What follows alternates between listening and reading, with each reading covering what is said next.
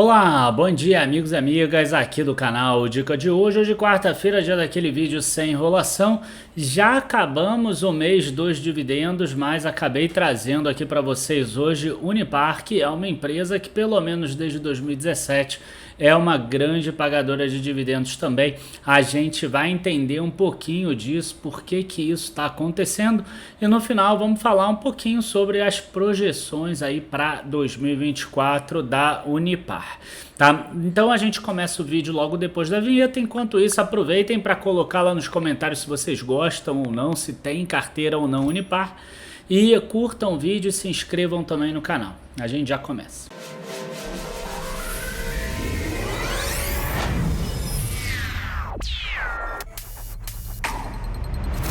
Bom, pessoal, a Unipar hoje ela é vista como uma empresa que tem uma governança corporativa muito boa e que ela conseguiu aí ter um resultado bastante expressivo nos últimos anos aqui, né? Então, quando a gente olha a valorização da ação, né, se você pegar, por exemplo, em 5 anos, você vai ver que uma pessoa que investiu R$1.000 há 5 anos teria 3.267. Em 10 anos, R$1.000 se transformaria em R$61.000. E eu fiquei tão curioso que eu até botei para comparar aqui, né, com a própria Prio, né, que é a ação que eu acabei recomendando lá atrás ao invés da Unipar. Porque aí eu queria ver qual das duas acabou rendendo mais, porque realmente foi um absurdo as duas valorizações. A gente vê que a Prio ainda foi bem maior, né? Foi 500 e poucos mil aí, que teria um investimento de R$1.000, mas a Unipar, cara, subiu 61 vezes nesse período aí de 10 anos. Agora, por que aconteceu essa alta de 61 vezes, né? Sempre a gente precisa começar pela história quando a gente tem algo muito forte dessa forma. Se vocês olharem algo mais para o passado, vocês vão ver aqui matéria de 2010, por exemplo, ó, ações da Unipar desabam 5,88% após a reestruturação da Quator, né? Uma empresa que a Unipar, por exemplo, vendeu para a Braskem, né? E aí ela não tinha como, porque ela não gerava bons resultados. Aqui, ó, Unipar precisou subscrever 25,05% do capital social da Texis por $80 milhões. Isso em 30 de maio de 2011. Tudo isso foi processo da reestruturação. E essa reestruturação, ela foi caminhando até 2017. Em 2017 a gente tem a Unipar da forma como ela é hoje, uma empresa que é líder em cloro, em soda cáustica e uma das maiores produtoras mundiais aí, da América Latina de PVC. Então, ao longo desse período, né, a Unipar ela teve uma grande reestruturação societária e uma reestruturação societária que deu bastante certo, da mesma forma como a Prio também teve uma reestruturação societária que deu bastante certo. Então vamos aproveitar agora para mostrar, por exemplo, quanto o lucro da Unipar subiu ao longo desse período daqui. E aí eu vou botar no máximo aqui. Vou tirar aqui o payout, vou tirar o dividend yield, que não importa. Vocês vão ver que de 2010 até 2015 ela não tinha lucro praticamente nenhum. Quando passou de 16 até 2020, ela já teve um lucro que é muito maior, né? Ela tinha um lucro aqui de 60 milhões, 30 milhões, 4 milhões, né? Em 2009 tinha sido inclusive um prejuízo. E aí aqui ela muda de patamar de lucro. Em 2021, 2 bilhões, 1 bilhão e 300 e agora 791 milhões. Né? Uma das coisas que ajudou ela a ter aquele aumento de lucro ali em 2018 foi exatamente a aquisição, tá, da Solvay Indupa lá na Argentina, o que fez com que ela crescesse bastante. E o que ela fez, o que fez ela ter aquele lucro absurdamente alto de 2 bilhões, aí foi o pós-Covid. Né? E aí isso eu preciso trazer para vocês, já trazendo para a realidade atual. Né? O que acontece? A Unipar é uma empresa que produz cloro, soda cáustica e PVC.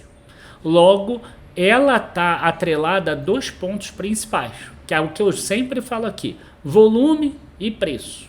O que aconteceu com o preço das coisas que ela vende. Você nem precisa pesquisar muito, no próprio release da Unipar ela já coloca. Do primeiro trimestre de 2022, o preço do PVC caiu aqui, ó, de 101 na base, né, 101 para 45, quer dizer, caiu 55%. O preço da soda cáustica caiu de 104 para 54. Na verdade, ele foi de 104 para 140 e em um ano caiu de 140 para 54. Então a gente já percebe que seria humanamente impossível ela conseguir gerar um resultado igual àquele anterior. Aí você tem que pensar um pouco, será que o preço vai voltar a ser o que era? Eu acho muito improvável.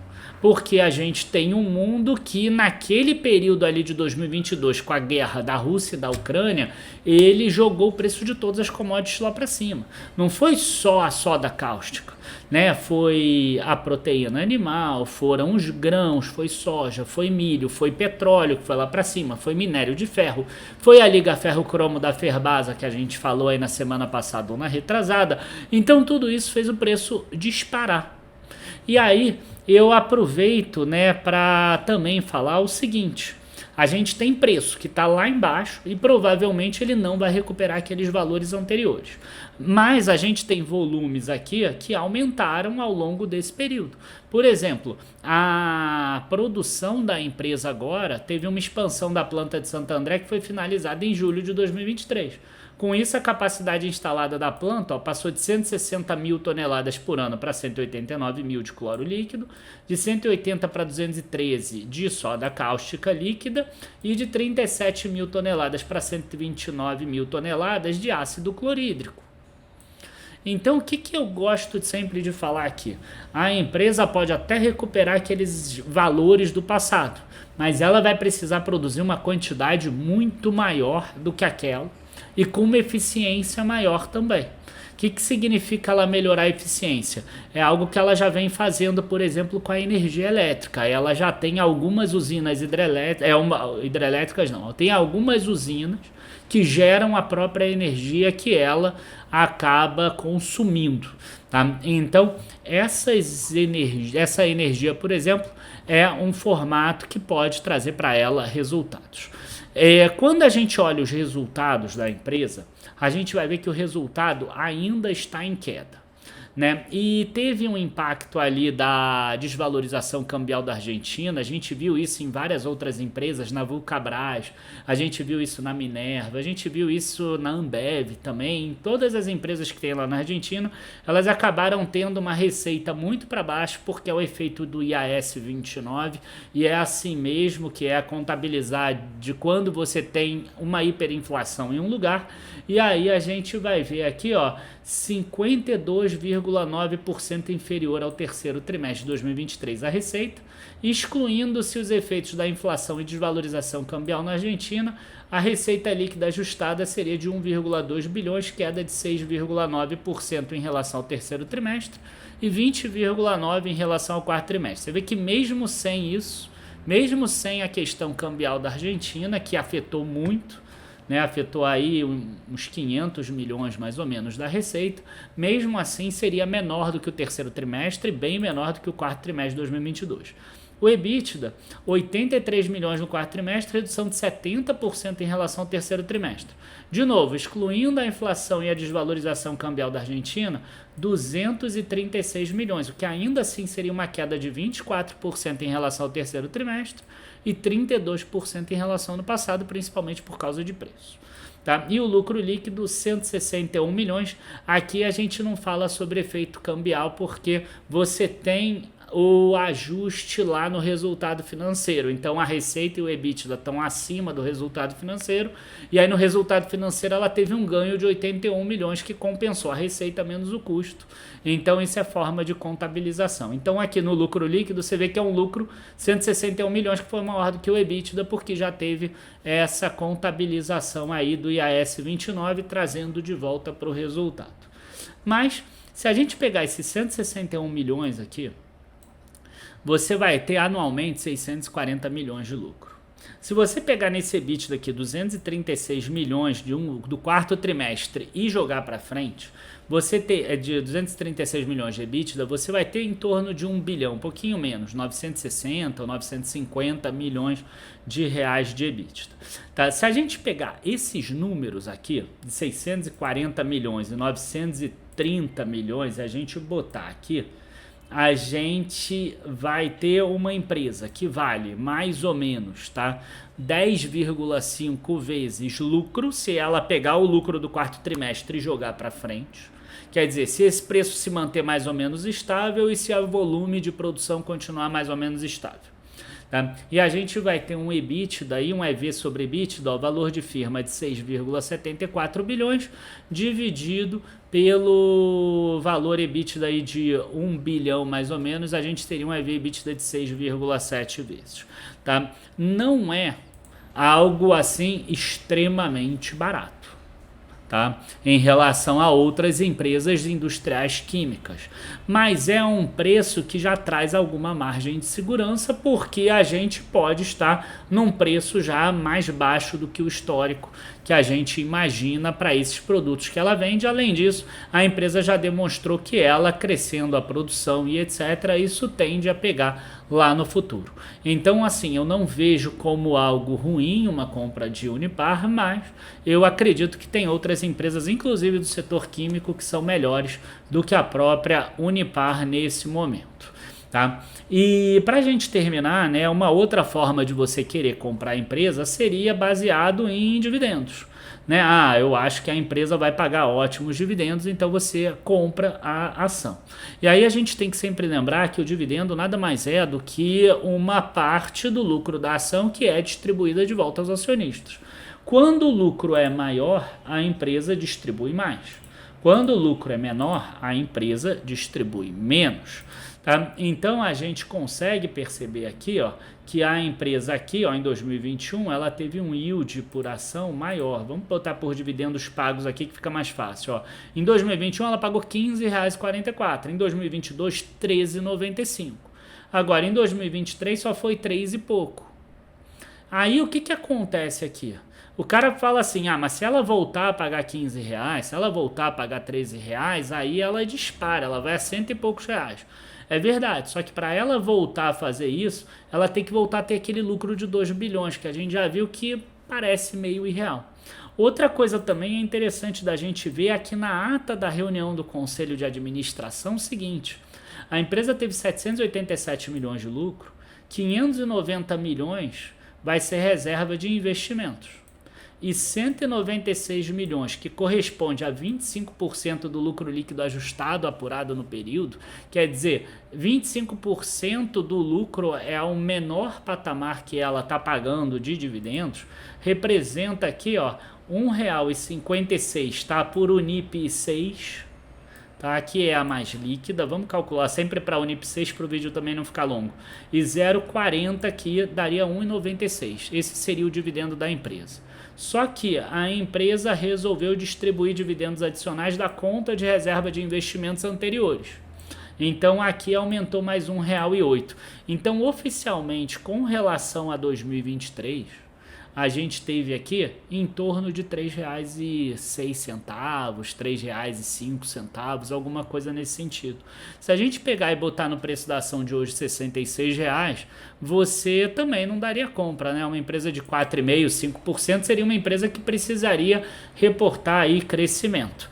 Um ponto que talvez seja um pouco positivo é que dentro dessa proposta do Conselho de Administração também teve aqui a deliberação que vai ser aprovada ou não na Assembleia Geral de uma bonificação de 1/10 aqui de ações existentes, e isso tudo vai ser votado no dia 19 de abril, elas passam a ser negociadas ex bonificação. Se aprovadas, em 19 de abril, quer dizer, vai ser votada antes, deve ser votada dia 18 de abril, deve ser a assembleia lá da Unipar, isso eu confesso que eu não olhei, mas se a data com é 18 de abril, deve ser esse o dia da assembleia. Enfim, pessoal, como vocês podem ver, a Unipar, ela no preço atual, ela depende de algum crescimento ou depende de uma queda da taxa de juros que faça todos os produtos, todos os ativos serem precificados a valores maiores, né? Mas se acontecer a queda de juros, todas as ações da Bolsa acabam que em menor ou maior escala acabam sendo precificadas também. Então hoje ela depende de crescimento. E crescimento dela deve vir um pouco por causa de um volume maior, tá? Porque ela aumentou, ela expandiu a capacidade agora em julho de 2023, então agora deve entrar, então alguma coisa de crescimento deve acontecer, mas depende também do preço. O preço tem que acompanhar também, teria que subir. E até o quarto trimestre a gente não viu isso. Então eu particularmente gosto de comprar esse tipo de companhia quando a gente percebe que o preço já está começando a subir de novo. Afinal, o preço é aquilo que a empresa não tem controle. Ou se não, se ela tivesse realmente muito barato. Mesmo no preço atual, ela tivesse a 5 vezes, 6 vezes lucro, por exemplo. Né? Aí, se ela tivesse valendo a metade do que ela vale hoje, aí realmente é algo imperdível. Até por dividendos, valeria a pena. Tá? Então, como eu falei, não acho que é a última oportunidade maravilhosa e etc.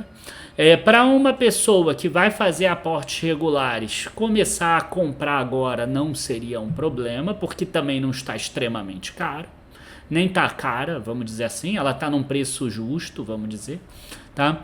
E, enfim, eu acho que é mais ou menos por aí a Unipar, ela vai depender desse crescimento todo dela. Tá? Eu ainda colocaria um risco aqui, eu sei que já está grande o vídeo, que é o seguinte, ela já fez oferta lá para a Braskem. Eu acho que se ela conseguisse, por exemplo, comprar a Braskem, isso seria bastante negativo para a empresa. Traria uma volatilidade de resultado que eu acho desnecessária, principalmente para aquele acionista que está acostumado a comprar a Unipar para ter lucro por causa das vantagens competitivas que ela tem com relação ao Sudeste aqui principalmente, né, da venda de soda e de cloro, e né, traria uma volatilidade de resultado que pode fazer com que em alguns anos, por exemplo, ela não pague dividendo. Então, para mim, se ela comprar a Braskem, seria um risco. E aí eu repensaria. Provavelmente quem tem Unipar não tem pensando em só valorização, ela já está pensando em renda nesse momento, depois que a ação subiu aí mais de 60 vezes nos últimos 10 anos. Enfim, espero que vocês tenham gostado, tá? Eu vou aproveitar para fazer um convite aqui, hoje é quarta-feira, é dia 3. Amanhã eu vou fazer uma live especial aí com o pessoal que é lá da plataforma LES 21, que eles falam muito sobre long short. Tá? É algo que eu não trago aqui, eu não quero criar um produto de long short, nem nada disso, porque seria mais uma vertente aqui para o Dica, mas ali eles têm um aplicativo que já mostra todos os pares, né? Que mostra exatamente como você deve investir essas arbitragens de long short. Acho que vai ser legal de vocês acompanharem, então fica aí o convite amanhã de noite, quinta-feira, 4/4, e se o pessoal gostar, a gente vai fazer outras também. Abraços, bons investimentos e até a próxima. Tchau, tchau, pessoal.